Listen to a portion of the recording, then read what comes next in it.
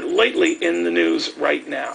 The folks who hawk and sell their stuff, I'm talking auto dealers, in percentage terms, hurt far more and spread across far more states than any other group. And doesn't my next guest know it? Long Island, New York Chrysler dealer Jim Anderer says they're shutting him down, even though he says his dealership is making a good deal of money.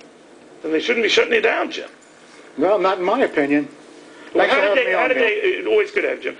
Why are they? What did they say in the infamous letter? You know, they won't tell us. That's why they seem to be running for cover right now, because they won't give us a solid explanation. They come up with all these reasons, but none of them seem to make sense. What were the reasons? Well, they'll say they want to combine all the stores, or they say that the dealers cost the manufacturer money to keep in business. And all of these might be true in some cases. But in the dealers that they cut, there seems to be no cohesive way that they did it. There was no process that you could put your finger on and say, hey, we cut 25% of the lowest performing dealers. They didn't do that. Okay? Nobody will give us a real clear explanation or formula that they came up with. I'm a great example. I think that's why I'm getting so much media. Because, you know, I made my statements on other networks, and I challenged Jim Press and Landry and Nardelli to come on camera with me and tell me to my face where I can come back at them with somebody who knows the business as well as they do. Do you think they have it out for you personally? No. But I think there is a lot of favorite dealers. There's some collusion. Well, why would there be favorite dealers if they're not delivering? In the end, it's the almighty dollar that matters, right? If you're delivering the goods and selling the cars, then you're golden, even if they don't like you. That's exactly how it should be in a fair marketplace. That is absolutely correct. But it's not the case. But do you know unequivocally of dealers who are pathetic, who are not getting it done, who've been saved? Yes. Can you name them? Yes. I don't want to do that because, you know, a lot of these guys are friends of mine. But, you know, the numbers are there. The numbers reveal that. Okay, right on Long Island, there's some guys who really shouldn't be there. But I'm not going to reveal their names. What are you going to do now? What are you going to do? Hey, listen, I'm filing lawsuits left, right. Who are you suing? Well, we're petitioning Gonzalez at the bankruptcy court. You know, that's a Hail Mary. He's the judge handling the bankruptcy. Right, correct. But you might be suing an entity that will never come out of bankruptcy, right? Well, that's true, too. I mean, the way they did this whole thing, it's just a mess. Do you think Chrysler will be around a year from now? Yes, I think they'll be around a year 5 years from now. It depends on how the Italians do it. It matters how Fiat handles it. They really got to cut their product. I think that's going to go, Fiat and Chrysler. You know, I'm trying to get back into the fold, okay? So it's very hard for me to criticize going forward. I'm trying to get guys to reverse their decision on me. No offense, Jim. You've said enough to pretty much alienate the whole base. Well, you know, God bless you. We'll see. My point is that if all of a sudden now it looks like this Fiat deal goes through, a lot of folks say Fiat's getting Chrysler for free. Well, in effect, then there are a lot of angry Chrysler dealers who say, "What the heck? Are you among them?" No, I'm not. I'm not among them. Would you have sold Fiat cars? I would like the opportunity to sell Fiat cars. Do you think they're good cars? You know, I used to sell Renaults. Okay, many years ago. Jeez. And I made a lot of money selling Renaults. Really? Yes, I did. And that's a reason. They're horrible cars. That's a reason why they should reinstate me. Would any of your customers fit in a Fiat car? They're ungodly tiny. Well, maybe some of the Alfa Romeos. I mean, it's all under the Fiat name. But you think, in other words, on paper that works, because that's the one the government's pushing.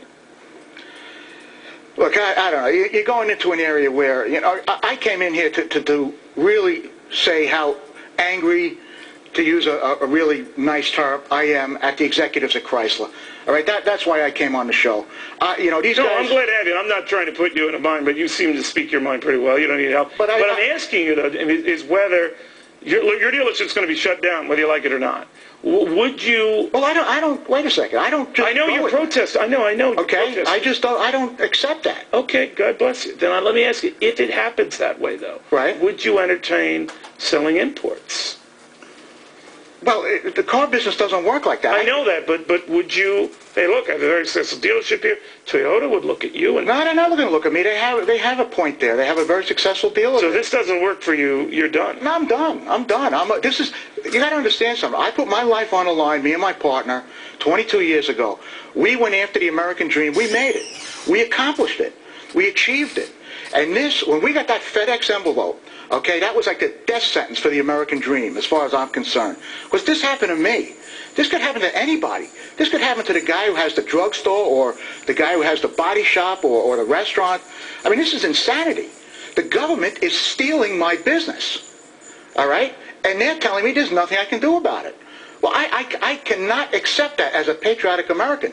I was raised in this country to believe that if I work hard and I achieve what I was going after, and I did it, I got it.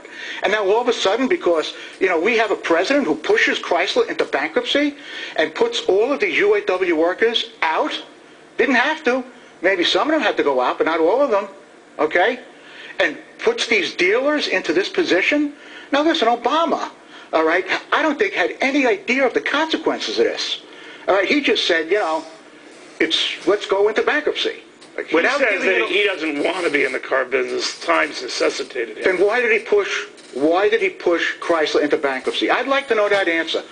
Everybody came around at the last moment, including the last holdout guys. They even came around. Obama absolutely pushed Chrysler into bankruptcy, and they're using this as an excuse, okay, to take certain dealers out of the mix and certain dealers into the mix.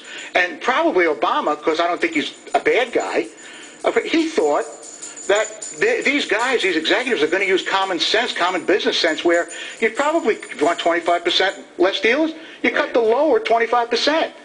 You don't have this mishmash of politics. You know, Jim, who called the shots there? I don't, and they won't tell me. Was it the auto guys? Look, I know Jim Press is at... This was one of his babies. He came from Toyota. He's using his Toyota model.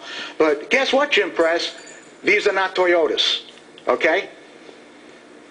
I mean, does he need me to tell him that? You have the option of suing. You have the option of fighting this like hell, and something tells me you are. So let me ask you this, Jim, and I know it's a God forbid but possibility for you. If it doesn't go your way, you're, by every indication, a pretty good businessman. What would you do? Would you leave the auto industry? Where would you go? Oh, I don't know. I mean, you know, listen, I'm always going to make it, all right? I made it before, I'm going to make it again, all right? There's tons of entrepreneurs out there like me. But that's not the issue. The issue isn't what I'm going to do next. The issue is that we Well, in a way it is, though, Jim. I don't mean to single you out, but I've talked to a lot of dealers who are in your same pickle. And they've got to rethink, all right, well, if the number of U.S. dealers is declining rapidly, then the game plan has changed rapidly. But Neil, with all due respect, they may be guys who shouldn't be in the business. I'm a guy who should be in the business. I'm in the upper 2%. I'm making money. What are your customers saying? They're in my showroom crying. I've got Vietnam veterans, World War II guys. They can't believe it. They say, this doesn't happen in America. This is still America, I think. I mean, this is not Stalinist Russia. All right? This is not 1935 Nazi Germany where the troopers come into your house and say, you're out, and, you know, their buddies are in because you got a nice house. I mean, that's what I'm faced with. Would it be nothing short of that. I'm sorry. Would it be any different, Jim? We were talking to Vice President Cheney last week, and one of the things he said, if he had his druthers, he wouldn't have rescued the auto companies to begin with. He would have let the markets decide their fate. I agree 100% with that, except when there's some other factors that have to be considered.